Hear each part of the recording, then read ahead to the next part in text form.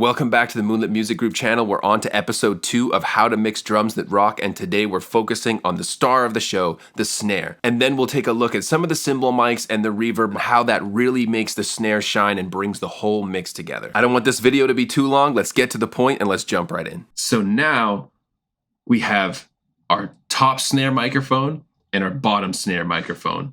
So let's take a little tangent into top snare, bottom snare logic, just so you're clear on this. If you have the microphone, one microphone above the snare and another microphone below the snare, those sound waves are hitting in opposite polarities. So you have to phase flip one of them so that they're lining up and they're not canceling, usually phase flipping the bottom. The key is you're listening for that bottom end, that weight, that punch, that same thing we brought out of those overheads. So let's pop over to the edit window for a second, get rid of this bus compressor here, so we don't want to just stare at it the whole time. Let's go into waveform and let's just zoom right in on this and see where we're picking up from the original recorder, right?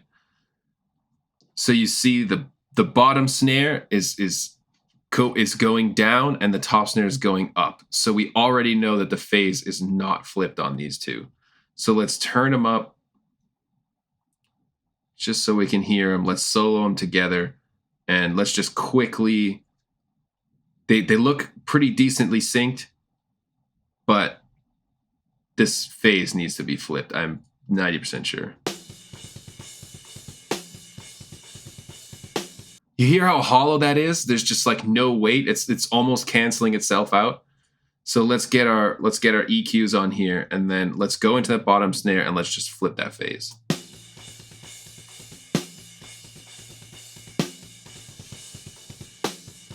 Hear that go away? Flip it again. You hear that bottom end come back.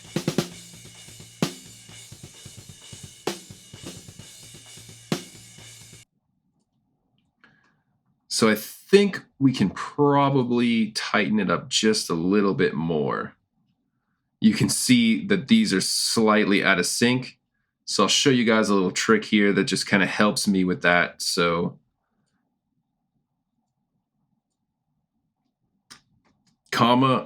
Command comma will put like a little sync point on the audio. I'm doing it like just like one sample before that upward trajectory of that sound wave really starts. And let's just cut out some of the beginning so we can get there. And this just really helps visually to line everything up. So we can line up those two sync points and then we know, okay, we're kind of there.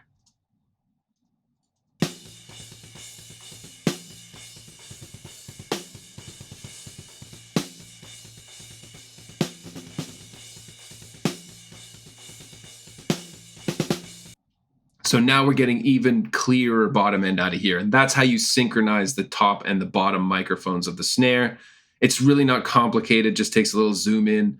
You can eyeball it. If it's really fucked up, you'll know, and you can kind of nudge it one way or the other and really find it. But the easiest way to find it is to not flip the phase, search for it until it kills it the most amount of the snare weight is gone, and then flip it, rather than try to listen for the most accented part.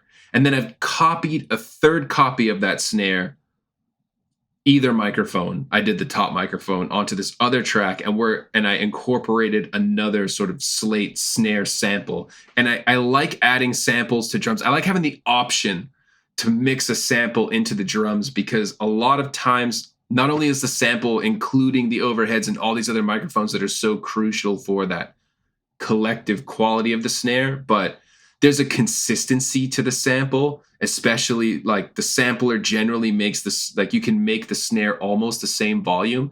And it's almost like a parallel compression concept where you're mixing a snare, like a very consistent snare sound with a more organic snare sound. And when you put them together, you just get like this really consistent result, but you don't lose that expression of the drummer's sort of loudness differences, I would say. So let's jump back into the mix window, and now let's start looking at the snare. So right off the bat, we're going to want to find that bottom end similar that we had to the overheads. And we already know where it is. We don't have to like reinvent the wheel or anything. That's where it is. That's where it is. The sample might be a little bit different, but in this case, it's going to be pretty much the same. And we're going to do the same on, fuck, am I looking at the right one? Yeah. We're going to do the same on the bottom snare.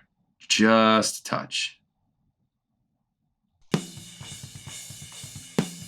And you can hear a little bit of sort of tubby something in there. Let's go find that tubby thing.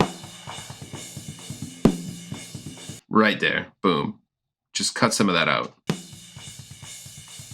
More. And now what we want to do with this top snare now is just find some of that stick, that point, not the snare sound. We're searching for what do we need out of the drum? Let's highlight it a little bit, and then when we compress it, we can compress it based on all of that.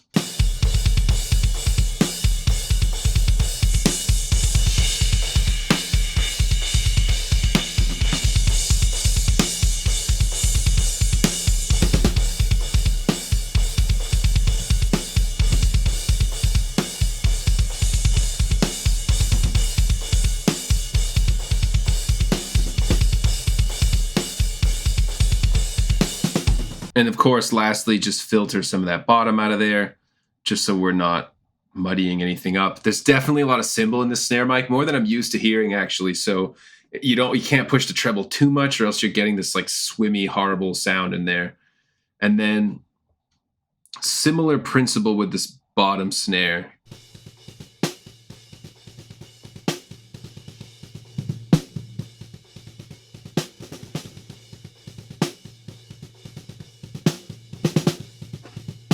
I'm getting more bottom out of this mic than I am the main mic. So I'm going to dial that down a little bit, just since we have so much bleed.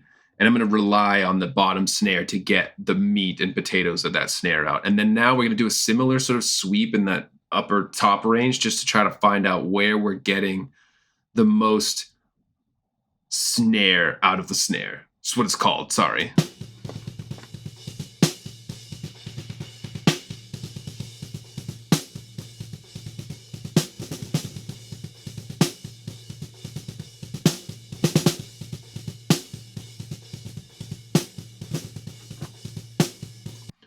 So I'm liking that. It's like probably somewhere between 10 and 12K, and I'm just dialing down 3K, dialing back just a little bit, a very broad band, just bringing back the most sensitive areas of our hearing, just to not make that snap so aggressive and so in competition with all of the other elements we'll be bringing in. That's a very sensitive frequency to our hearing, that 2 to 4K area, center around 3K. I'm scooping it just a little bit out of that snare, so we're not getting this intense white noise element.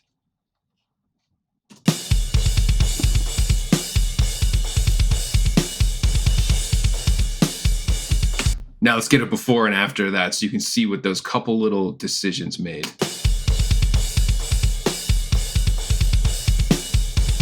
Already great.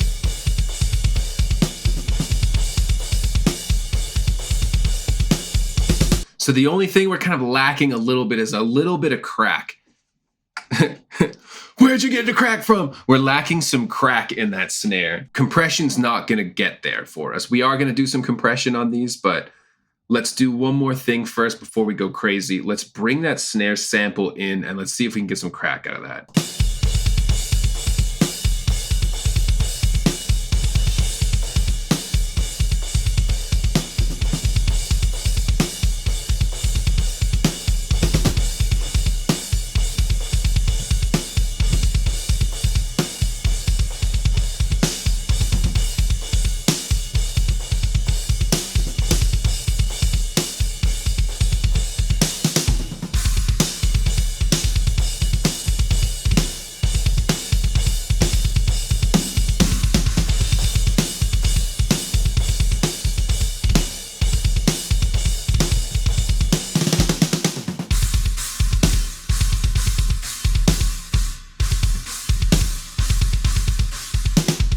So especially with those top and bottom end additions that are sort of in sync, generally speaking, with what we already know is where those are living. So I'm boosting 8K on the top end just to marry it with that original snare. I'm going a little bit lower on the fundamental just because I can't reinvent what the fundamental is of the snare sample, but I like that it's a little bit lower, so it's giving a bit more body into that. But now it's making the snare like way too much, right?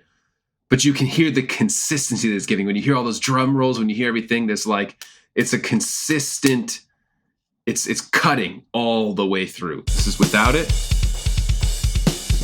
This is with it.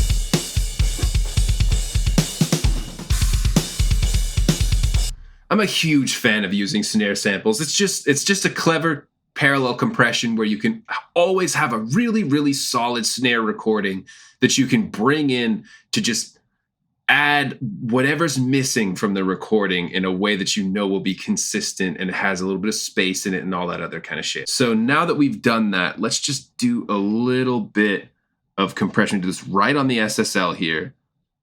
I find that I generally like so right between 5 and 8 on the snare.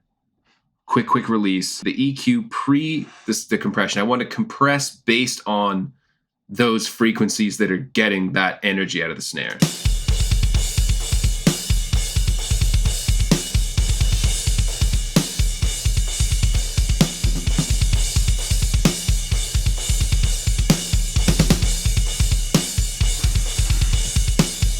And we're just, same as the kick, we just want to tickle the threshold because we're just trying to get a little bit more snap out of it.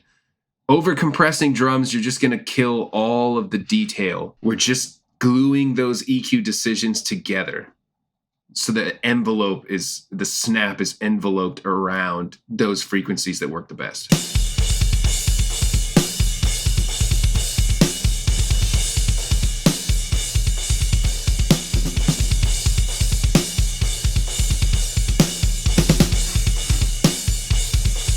I'm not going to compress the sample. I'm going to leave the sample alone. And I'm just going to cut a very gentle filter on the top end. Just because, we got cymbals going. We know our snares are like 8 to 10K. We don't need to be, going crazy on the top end. Really just sort of gentle roll off. Even 12K is probably a little strong. We'll just do this first little notch here. So the same principle as filtering out some of the low end, just so things don't get out of control. You're like doing a little filter and then you're just like boosting up those frequencies that are good in there. So it highlights them even more than they were before. And then now that we've done the compression and all that kind of stuff, the gain staging and the levels and everything relative to this is going to change to how we were working on. So we're going to bring those snares back down and then we're just going to mix them in there and find that balance with the kick and the overhead now that everything's kind of processed. Every time I process, and every time I make a change, just bring everything down and re-level it in context so that nothing's getting away from you. I'm forgetting a very, very crucial part of my workflow. So we're going to open up the first SSL channel here. We're going to do some gain staging, right? So between this 15 and this 14 here is where I kind of want things to sit from a gain staging standpoint. Minus 18 is like the digital zero. And I got tons of videos on this on my TikTok if you want to know why this matters. So we're just going to turn this output down until we're kind of living in that area. And with drums, I'm a little more forgiving. I don't mind if they pass there because we're looking for average. And drums are very loud and then to very quiet. So we want to average in that area.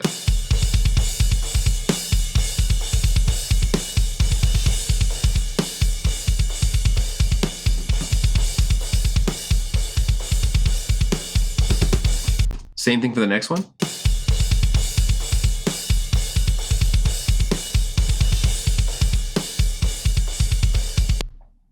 And the sample.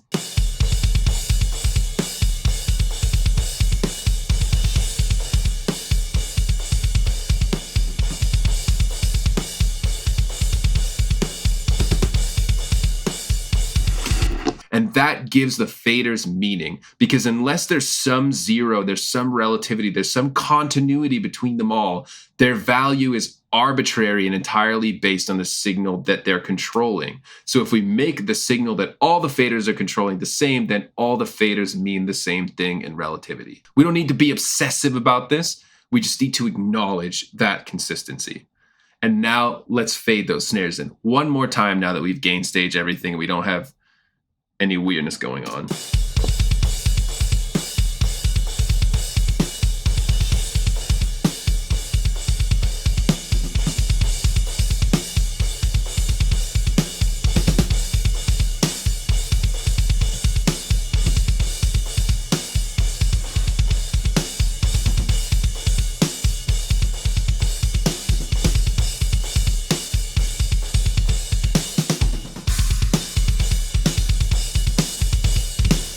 Before we move on to the next part, because we're almost home, I'm going to just mute all of these EQ changes, decisions, compressors, everything that I've done. And I'm just going to let you hear what we started with and then bring everything back so you can hear where we're at now. Now that we have the meat and potatoes all together, the overheads, the kick, and the snare, all those things are in harmony. It's like everything else is very easy to just coalesce. Weak, right? Let me take the fucking kick sample away.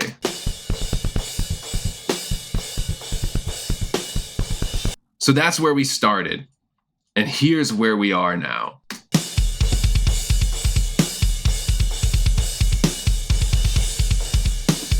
Just goes to show with the right tools and the right knowledge, doesn't matter, like as long as the drum recording is like coherent, we can make it sound amazing. So we have some toms to bring in, and the principle of the toms is going to be kind of similar to the snare.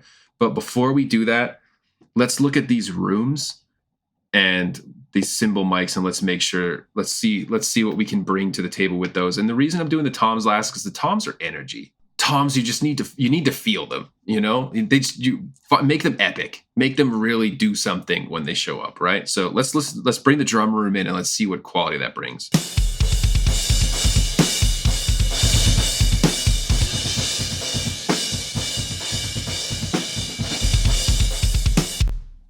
Could be worse, could be a lot better. The thing I don't like about this drum room recording is it doesn't sound like the room. It almost just sounds like a second pair of overheads. And it's like, if you're going to have a drum room mic, do something with, like, make sure that you're getting some kind of spatial quality to it and not just another version of the drum kit, or else what's the point of it? And sometimes a mono drum room mic is cool. There's a little trick, a nice little sort of creative idea I've found. Wherever you're recording drums, if there's a door somewhere on the like opposite or away from the drum kit to some degree, right? So if the drum kit's in that, and like, you know, that corner, if there's a door in that corner or whatever, like let's say the drums are where I'm sitting right now and you see that door behind me, crack that door open and just stick a mic right in that door crack facing into the room. And that's a really cool way to get a mono recording of like the whole space. I don't always do it, but if it's an option, I like to have that there. It does some cool stuff. It gives you a lot of depth to your drums. It gives you a lot of this way rather than this way. Anyway, we're going to copy and paste those overheads into that drum room sound, but then we're going to bring up this low end filter just a little bit more. Actually, let's go all the way to 350. And then just open it up. So we're getting a little bit of that mid-range, but it's not competing with the main overheads. And then the sound of the cymbals is a lot stronger in the drum room than it is in the overhead. So I'm going to dial it back a bit in the overheads and really dial it up in the room.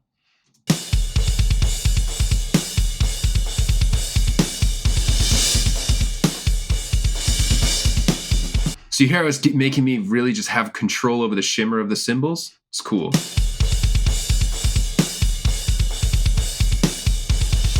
This isn't to like always do this. It's just creative problem solving. Like I like the cymbal sound better in the room. They're kind of like doing different things, but sort of the same way. So let's use the room to make the cymbals really shine. And let's use the overheads to make the snare and the body of the drum kit really shine. If they were opposites, I would do the opposite thing. You know, you got to think on your toes. You got to be smart. What am I hearing? And what do I need to hear that I'm not hearing? Or what do I not need to hear that I am hearing? So you notice I'm not going in and looking and digging and carving and like, oh, well, let me find where the mid-range is. I'm like, oh, I'm hearing a little bit of this. So let's scoop a little bit of that out so that we get more of this. Cutting something, like boosting a frequency, is almost as good as cutting something next to it. And if you boost something you really like, and there is something sort of next to it that like competes or that is just messy or whatever, dialing it down a little bit, even if it's narrow, can actually make that other boost sound that much more spectacular too. It's not a reason to cut something next to every boost, but it's the sort of motivation behind what I'm doing. Like the low end punch of that snare and that, 180, 140, whatever you want to call it, is really nice. And then you get kind of a cardboardy sound in that like 350 area. So if I can boost that and cut the cardboard, then you're really just getting a lot of that. The snare isn't all crack. There's the pa, but there's also the and you need that for sure. You need that weight spitting all over my screen. So let's get rid of that floating window. And then I know this is like a China cymbal. So let me just navigate to that area now, because it's like a little breakdown type deal. I think it's like right here. There we go. So I'm going to use that same drum room recording on that and see where that leaves us.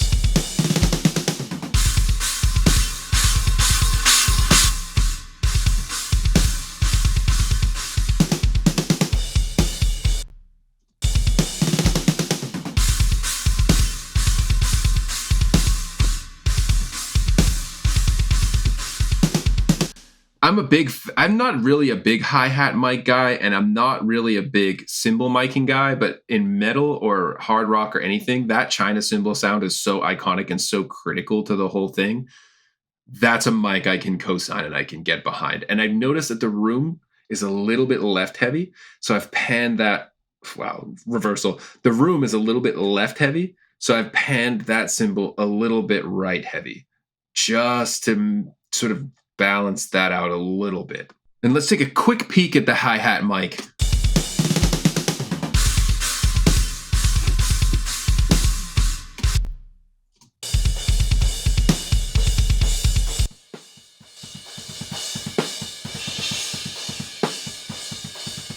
What's it really doing, right? I'm not even going to use that. I hate hi-hat mics. Like, get it in the overheads. Like, the overhead should frame the thing. If you want to accent things with a hi-hat mic, go ahead. But more mics and drums can kind of make things weaker sometimes. And I think a hi-hat mic is just overkill. Like, you're going to get that energy in the overheads if you're recording them properly and if you're getting what you should out of them. So it's amazing how when you bring that reverb in, everything just glues and ties together in a way that's so impactful and so epic. On the next and final episode of How to Mix Drums That Rock, we'll be looking at the toms, how we can make them impactful, how we can generate movement, and then what sort of final coat of varnish can we apply to the drums, what other adjustments need to be made, anything that might need to be re-leveled now that we have the whole picture together. And then we'll take a look at where we started and where we ended, and how far we've really come in making the best out of a less than ideal situation. You're not going to want to miss this, and I'll see you there.